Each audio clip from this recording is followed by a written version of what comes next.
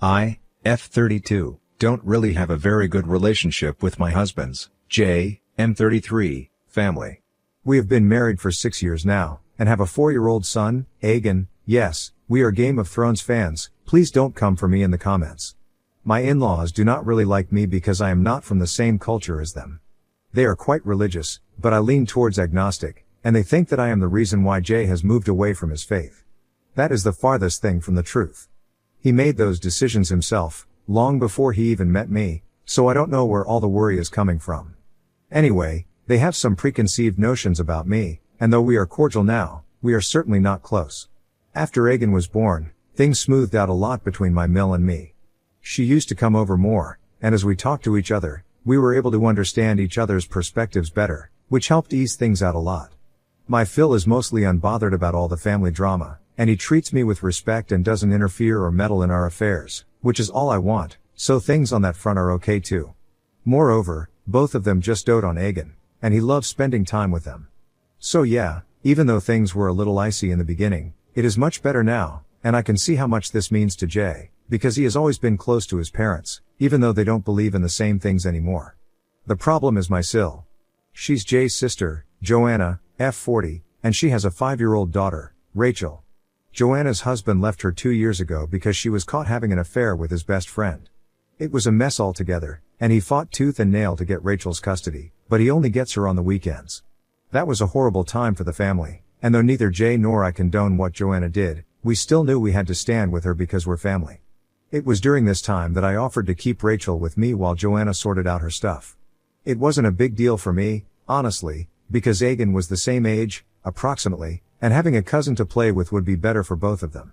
So Joanna used to drop Rachel at my place in the morning, go sort out her court stuff, look for places to rent, jobs, etc., and then pick her up from my place in the evening. This went on for about a month, and both Rachel and Aegon got used to each other's company. Naturally, when she took Rachel with her full time, Rachel was very upset. And Joanna, like a moron, took it as a slight to herself. She started feeling that Rachel preferred me over her, which was just not the case. She's a little kid, and she doesn't think that way.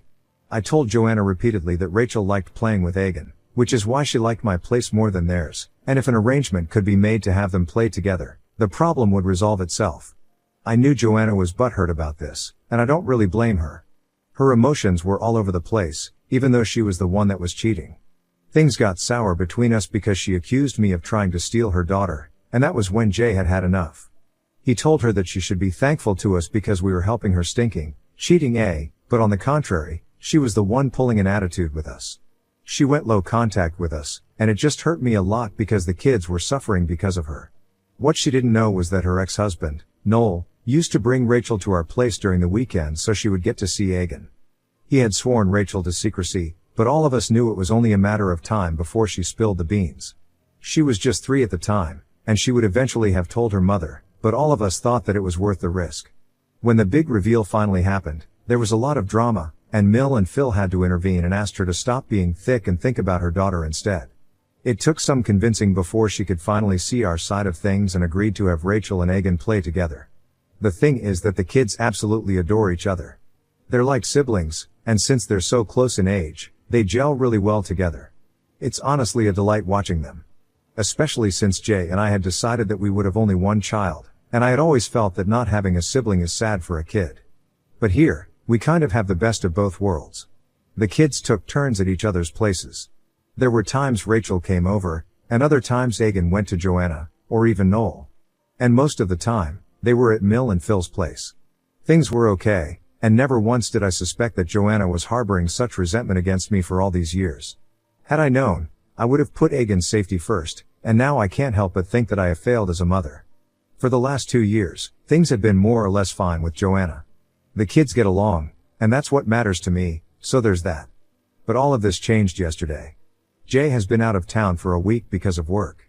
It's just me and Aegon at home, and even Mill and Phil are on vacation. I suddenly fell really sick 2 days ago. I was running a temperature and feeling nauseous. It wasn't anything serious, but I still felt quite weak. I called a friend over, and she helped me out. It was Rachel's turn to come home yesterday, but I didn't even have the energy to deal with one kid, let alone 2. So I called up Joanna and asked her to cancel and told her that I was quite sick. She kindly offered to take Egan for the day so that I could rest and recuperate. I thanked her profusely because he would get his day out with Rachel, and I'd get some time to sleep and rest. We finalized the plan, and Joanna said she would pick Egan up and take both him and Rachel to the adventure park in town, and after that, they could also have a sleepover at her place. This would tire them out completely, and they could enjoy it, whereas I could get a full day to myself. I was very grateful for her gesture because she has very rarely shown me this kindness. I could never have guessed that something was amiss. I thought that she genuinely felt sorry for me and my sickness, which is why she offered to help. The next day, which was yesterday, she came around noon and took Egan with her. I told her to keep giving me updates once in a while, and she told me that I had nothing to worry about and that he would be fine. The minute he went out the door, I simply crashed on the bed. I was still running a temperature, and I needed sleep. Plus, I knew Egan was safe, and nothing would happen. He was with his aunt. What could even go wrong? So I had no stress or anxiety keeping me up. I don't know when I fell asleep, but at 2:05 p.m., I got a call from Joanna's number. It was actually the call that woke me up, and when I checked my phone later, I realized that she had called me once before, but I had slept through it. When I answered, I could hear someone crying on the other side, and I just froze. He had hives all across his body, and his face and eyes were swollen. I rushed him to the emergency, and I was fuming all the way through. I wanted to slap the crap out of Joanna, but I knew that getting him to the hospital and caring for him right now had to be my priority, and that she could be dealt with later. The doctors asked me if he had any allergies that could have brought about the reaction, and I said that he had always had a nut allergy and everyone was careful about it. He asked me if he had accidentally eaten something containing nuts, but I said that he wasn't with me, and I brought Joanna. Joanna denied that he had eaten anything that had nuts in it. The doctor looked at us weirdly and said that he would keep him under observation for a while, and that Egan had to be monitored. This was when Rachel burst into tears and said that Mommy gave him my peanut butter sandwich even when I told her that he couldn't eat it. I saw red. I flung at Joanna and slapped her right there in the hospital, in front of everyone. She tried lunging back at me, but the nurses restrained her, and the doctor rushed to check on Egan. Joanna tried to yank Rachel away, but Rachel was sobbing uncontrollably and was latched onto my leg as though her life depended on it. I felt so bad for the girl, and I knew if she went back with her mother right now, Joanna would rip her apart.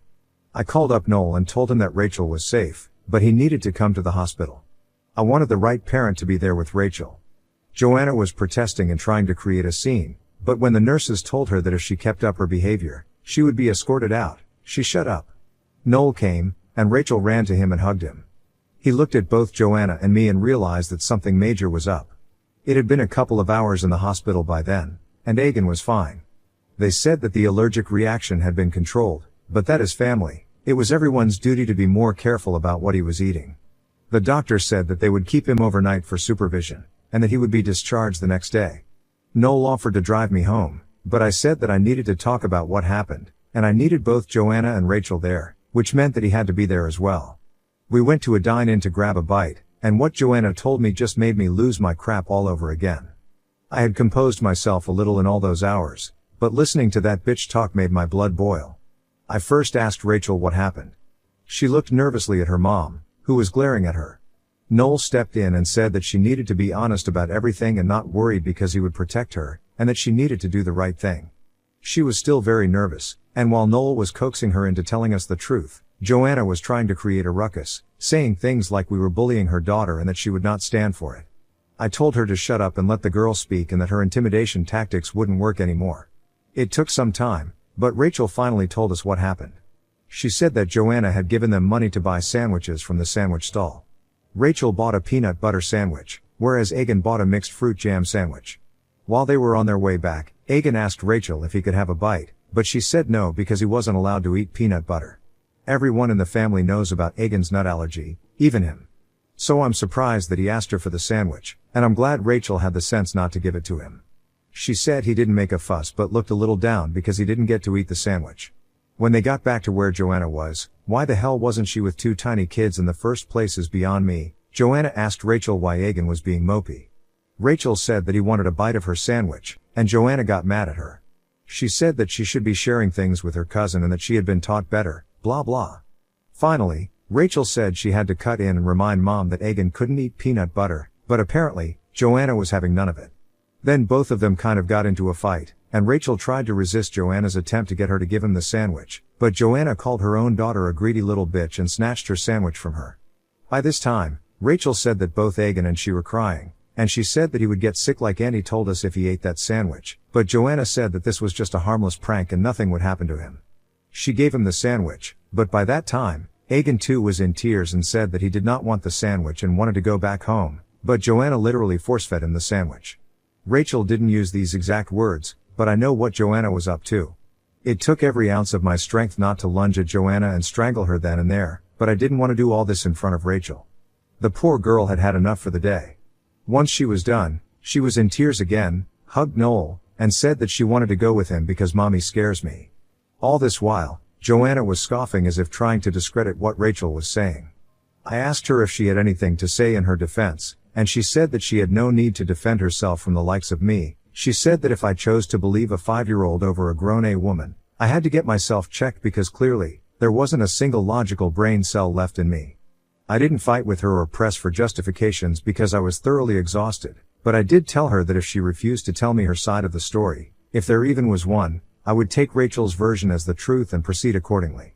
She told me that I didn't have the power to do anything, and I just told her to watch out because she might be family, but Egan comes first for both me and Jay. And while I was being kind to her, she had no idea what Jay would do when I told him. That's where the panic set in. She told me not to involve Jay because Rachel was lying. She then started rambling something about what had happened, but I told her to cut the crap. I had given her a chance to explain, but she blew it. So now she could deal with Jay herself. I walked out and let Noel and her sort their crap out about Rachel together. I felt bad about leaving Rachel behind, but I didn't have it in me to deal with that night. I love the kid a lot, and I am so grateful to her for saving Egan's life by calling me, and I wish I could just take her away, but she has a father who needs to now step in. On my way back, I called Jay and told him everything. He was so stressed he said that he was going to come back. I told him that I had it under control and that they would discharge Egan the next day, but he was adamant. I didn't really stop him because I know he gets worried, and gun to my head, I could have actually used the support. I know Egan is all better now and we needn't worry about anything, but I know for sure that I am not letting Joanna get away.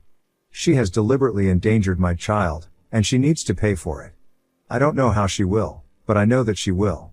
I can never trust her with Egan again, and at this point, I am even worried for Rachel. She was so petrified of her mother, I can't even imagine what goes on behind closed doors. Update 1, sorry for the delay in the update. I know a lot of you were asking for it. Honestly, things have been so busy and stressful at home that it never even crossed my mind to check Reddit. Jay came back the next day, and I hugged him so tight I think I displaced some of his organs, lol. Egan was discharged, and he seemed okay, just tired, so we let him sleep for as long as he wished. I asked Jay if he had spoken to Joanna at all, and he said that there was nothing to talk to her about and that he would never forgive her for doing something like this intentionally. Had it been a mistake, maybe there would have been a chance for forgiveness somewhere along the line, but Jay said that he just could not bring himself to be okay with this, or forget it and move on. I asked him what we should be doing. I had initially thought that we could just tell the entire family what she had done, so that there would be some outrage, and we would not be questioned on our decision to go no contact with her, but when I proposed this, Jay looked at me like I was crazy. He said that we needed to do much more. He told me that I had to stop thinking about her like family because she didn't think of our son as such, and that she was dangerous. God knows why she willingly put his life in danger. She knew full well that the nut allergy was severe in Egan's case, and even though her daughter, who was just 5 years old, kept reminding her, she ignored all her pleas and went ahead with this. He said that I needed to look at it for what it was. It wasn't a mistake. It was something that she had done out of pure spite and malice, and God alone knows what else she could do. I knew what he was saying was right, but verbalizing all this made it, I don't know, more real, in a sense. I didn't want to accept the extent to which things had spiraled, but there was nothing else to be done. Joanna was dangerous, she had shown this to us herself, and the only thing we could do was ensure that she didn't endanger anyone else anymore, most importantly Rachel. Jay asked me where Rachel was, and I said that Noel had probably taken her for the night. It was the weekend the day Egan returned, so she would have had a good 3 days with Noel, and maybe by then Joanna would have calmed down so that Rachel didn't have to face the brunt of her mother's wrath. Jay called up Noel and asked him how she was doing, and he said that she was still very shaken up from yesterday, and she just refused to go back to mom. Jay told me that this was the best time to call CPS and report her because no child should be this scared of a parent. For a moment, thought maybe Rachel was scared because her version of the story wasn't the truth. It was a possibility. She was just 5. Maybe there was an unintentional mix-up of the sandwiches on her part, and she was scared that we would scold her, so she put the blame on Joanna, and Joanna played along because she didn't want Egan and Rachel's playtimes to stop over an innocent, albeit fatal, mistake. I somehow couldn't shake this feeling away, even though no child could lie in such detail. But I just couldn't believe that despite knowing about Egan's allergies, Joanna would deliberately feed him the sandwich, despite being told no. It seemed borderline crazy, and she had never behaved this way before.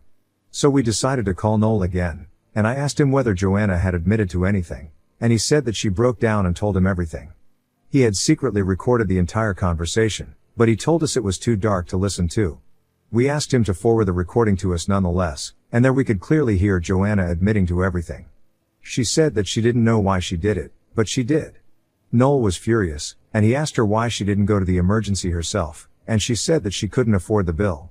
He told her that she should be thankful that Rachel called me up because if she hadn't, Egan would have died. She was sobbing in the recording and kept on saying, I'm sorry, but I didn't have a single feeling of sympathy left for her after that. I realized that the stress of the day had actually made me forget the seriousness of the situation. And it's true. If Rachel hadn't been smart or brave enough to call me, Egan would have died. I owed that kid my son's life, and I knew that I had to do everything in my power to keep her away from that a-hole of a mother and woman. We called CPS and told them everything.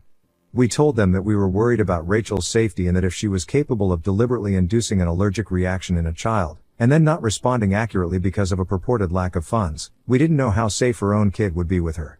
The officer took note of it and asked us what the custody agreement was, and we told them everything. The next Monday, which was 2 days later, the officers were at her place. We knew because she sent a scathing text to us, telling us that she knew we were behind this and that she should have killed Egan when she had the chance. I have blocked her since then, but Jay hasn't.